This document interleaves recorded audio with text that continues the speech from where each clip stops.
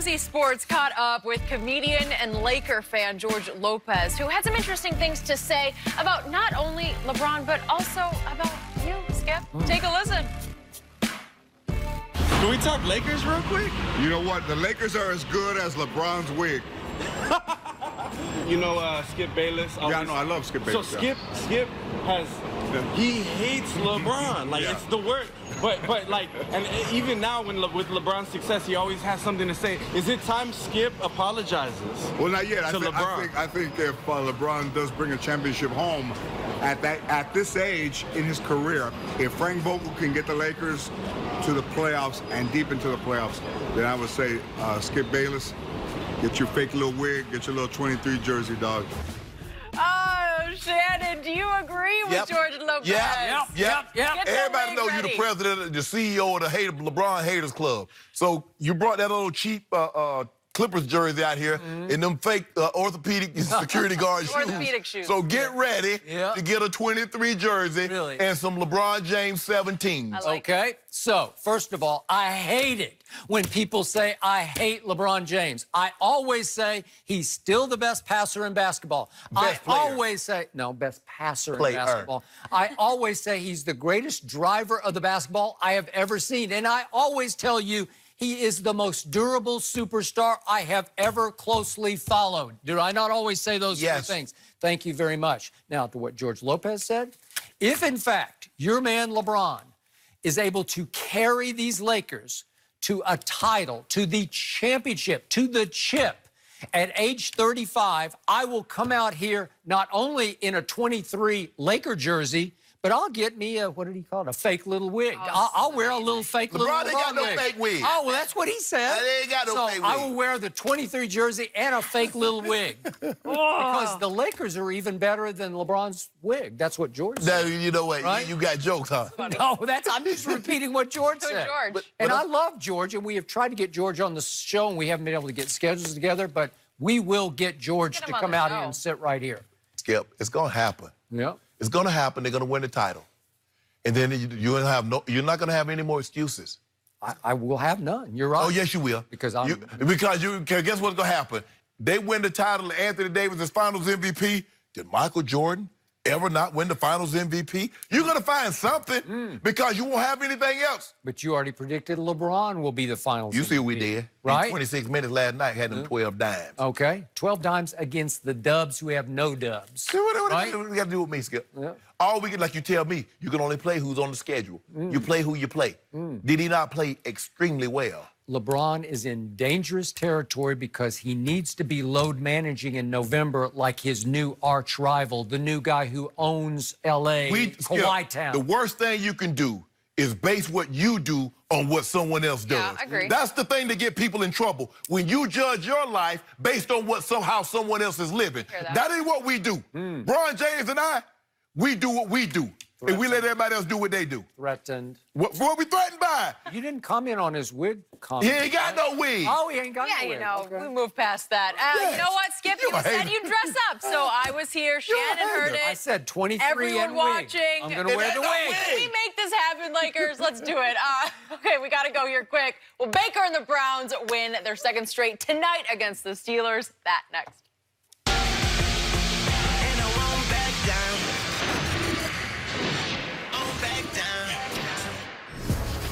So with less than 2 minutes left in the game, Clippers head coach Doc Rivers got into a heated argument with officials over a miscommunication about how many timeouts the Clippers had. Doc's son, Austin, who plays for the Rockets, was signaling to officials to throw his dad out of the game. After Doc was ejected, Austin then was waving to the crowd, getting them pumped up, and gave his dad the phone signal as if to kind of say, you know, give me a call later. So after the game, Austin tweeted, well, Thanksgiving, gonna be a bit weird.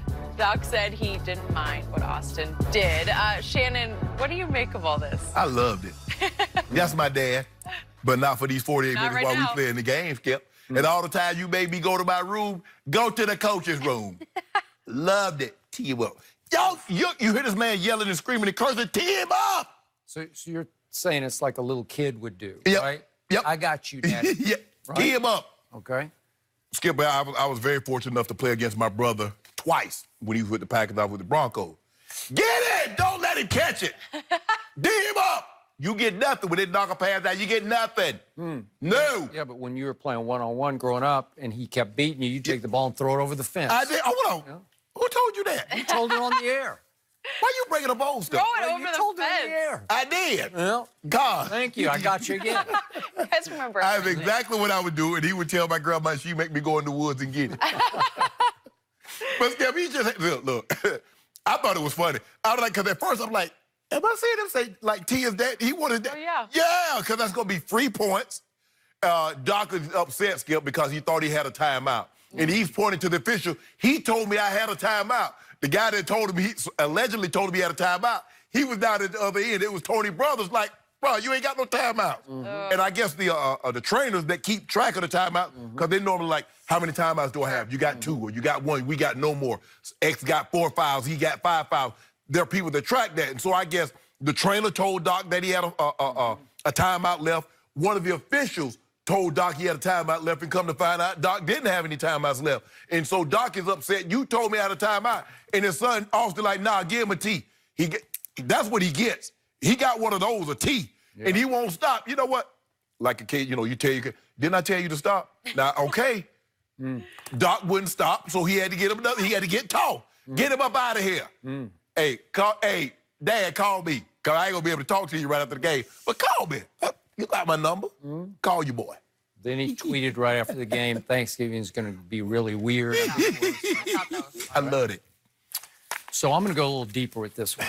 Because I know Doc and I know Austin a little bit, enough to know it has haunted and tormented both of them that the sort of label put on Austin has always been he's only in this league because his father is so respected and beloved by all the other coaches, and that his father has opened doors that no other kid would have gotten open, that he's still afloat in this league after these many years, mostly because of his father.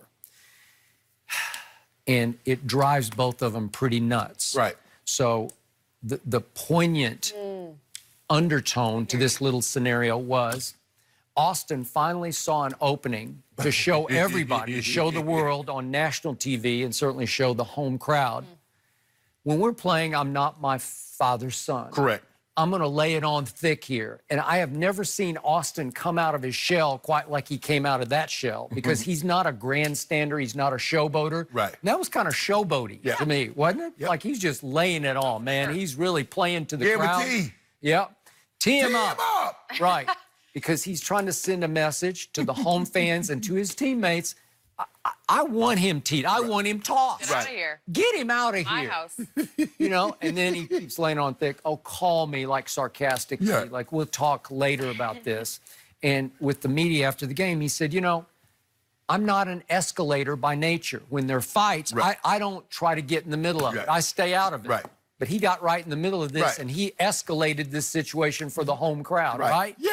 Because he's sick and tired of being perceived as Doc's son, The term they use is nepotism. Nepotism. And Skip, the thing, okay, maybe he got an opportunity, but I think there have been times that he showed he belongs in this league. Boy, I agree with you. Now, okay, granted, I guess when Doc left, because I think he was at the Celtics, and when Doc left, I think he was at Pelicans. But anyway, he ended up at the Clippers. So Austin started at the Pelicans. And I liked him at Duke. I thought he was, remember he had the big shot to beat North Carolina?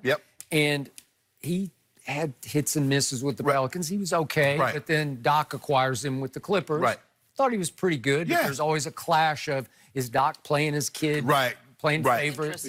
And I guess, Big Baby was on here and said that a lot of that had to do with if he wasn't Doc's son, he wouldn't have got minutes. He probably wouldn't have been on the team. And so I'm sure for Big Baby, Glenn Davis, who's Big Baby, for him to say that, I'm sure he wasn't the only one that felt that way. And so that, and I get it. So what was Doc finally forced to do? He had to trade his son away to, I think it was Washington, and then he got traded to some Phoenix, and they waived him, and he bounced.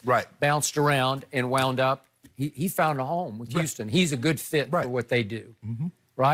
And I will say it kind of took the onus off him last night because he had a bad game. He shot the ball pretty poorly last night. You see this? It's not very good. He was 3 of 12, 1 of 8 from 3. Okay. So, again, it took the focus, all the antics took the focus off a bad game by him that his team managed to win. But he did not help his team. He went 0 for 4 in the fourth quarter. Right. So the point is that I think Doc said he loved it after the game because he knew exactly what his son was trying to do, what the message was trying to be sent. Fair. And Doc was seriously steamed about this and had a right. And he used the word he said, I got screwed. Because they took a timeout away that he deserved. Right. And he knew it. He called them on it. And then he said, I did not curse to them. He said, I did not swear was the word he used. Yeah. And yet he persisted.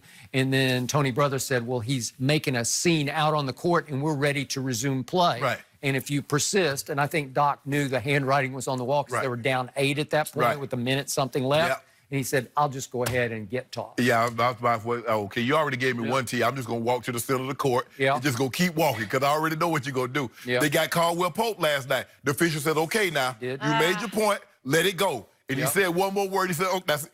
That's it. That's it. Hey, look here. Okay, make your point. What'd you say? Yeah. I missed a foul? Okay, I'll make sure. If I missed it, I apologize. Okay, we done with this conversation. Yep. No, but now I told you we were done with it. Yep.